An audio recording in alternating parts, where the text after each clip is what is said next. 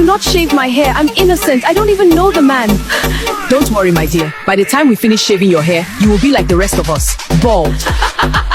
In a village where no woman could grow hair, one girl was born with long hair. They hated her for it, not knowing she was their only hope. Once upon a time, there lived a village known as the Bald Village. At first glance, the village looked ordinary. Mud houses stood in neat rows. Narrow footpaths connected homes to farms and streams. Children ran barefoot, chasing one another in the dust. Elders sat under the old Iroko tree every evening, sharing stories of the past, but there was something strange about the Bald Village. Every woman there was bald. From the day a female child was born, no hair ever grew on her head. Not as a baby. Not as a child. Not as a grown woman. Generation after generation.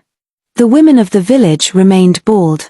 It had been that way for so long that no one questioned it anymore. Baldness was their identity. Baldness was their fate. Then one day, fate broke its own rule. Her name was Zara. The day Zara was born, fear entered the village. The midwives screamed when they saw her. One of them nearly dropped the baby. Tiny strands of black hair covered the child's head, thick and full, shining under the lantern light. It was something none of them had ever seen before. Before anyone could ask questions or seek answers, tragedy struck. Zara's mother died immediately after giving birth. Her body grew cold while the baby cried loudly beside her. Confusion filled the hut.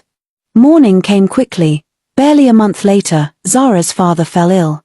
No herbs worked. No prayers helped. He grew weaker by the day until death finally took him as well. By the time Zara was old enough to recognize faces, she had already lost both parents. According to tradition, she was sent to live with her closest relative, her aunt Mama Vero. Mama Vero accepted her, but not with love. Mama Vero had a daughter of her own named Vero, a girl who was bald like every other female in the village. From the very first day Zara entered the hut, Mama Vero felt a sharp pain in her heart.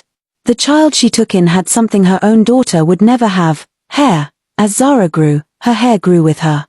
It became long, thick, and shiny. It fell down her back like a royal cloth. Whenever she walked, people turned to look. Whenever she bent her head, sunlight danced on her hair. The women of the village noticed. Some admired her openly. "Zara, your hair is beautiful," they would say. "Your hair looks like a blessing." Others admired her quietly, smiling while sadness sat heavy in their hearts. But some did not admire her at all. Mama Vero watched Zara closely every day. Each time she saw Zara combing her hair by the fire, something bitter stirred inside her. Her own daughter often sat nearby, watching silently, her smooth head shining. Comparison filled that hut, and comparison turned into hatred. Despite everything, Zara remained gentle. She helped with chores. She fetched water from the stream. She greeted elders politely. She never spoke back, even when Mama Vero treated her badly. The villagers could not help but like her. Then came the day that changed everything.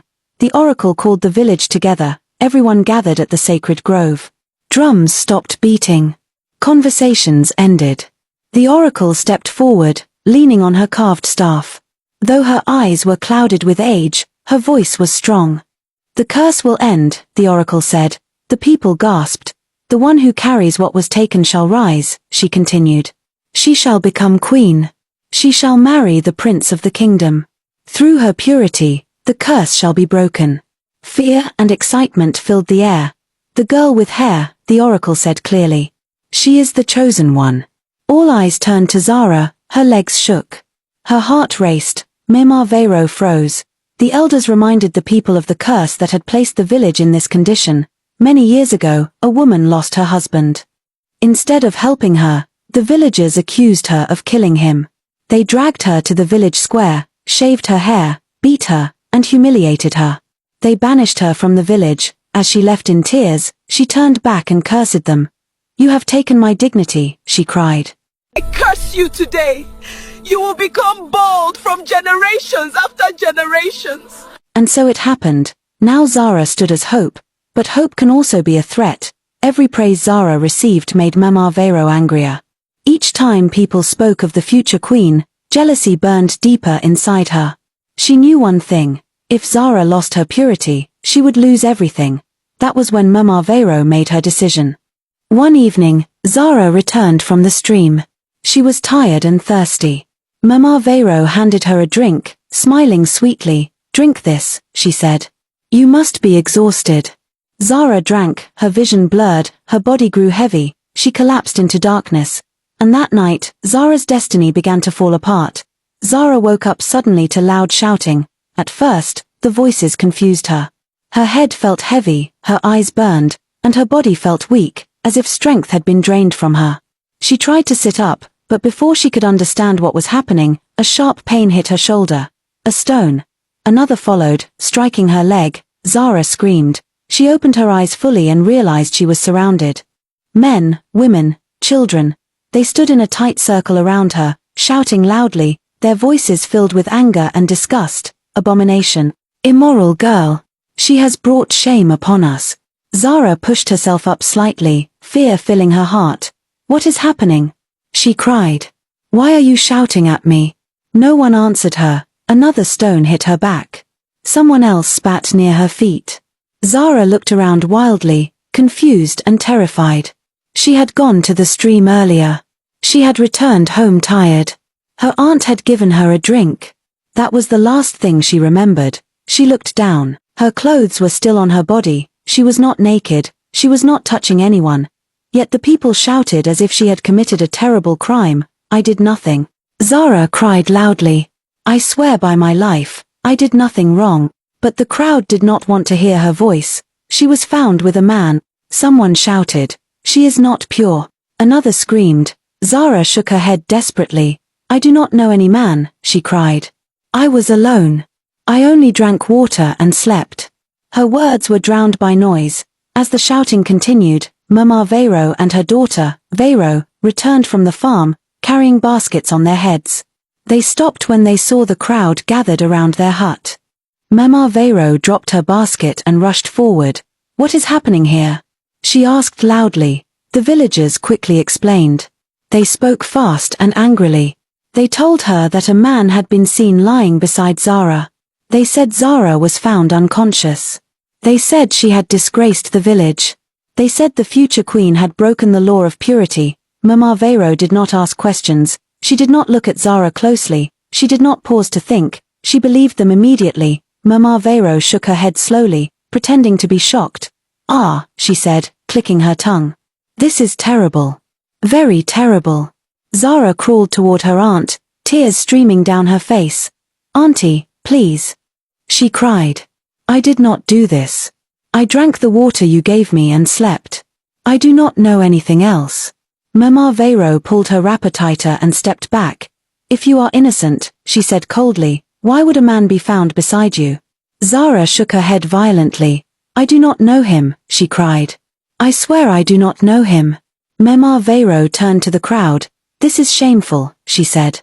"If she has truly done this, then she has stained all of us."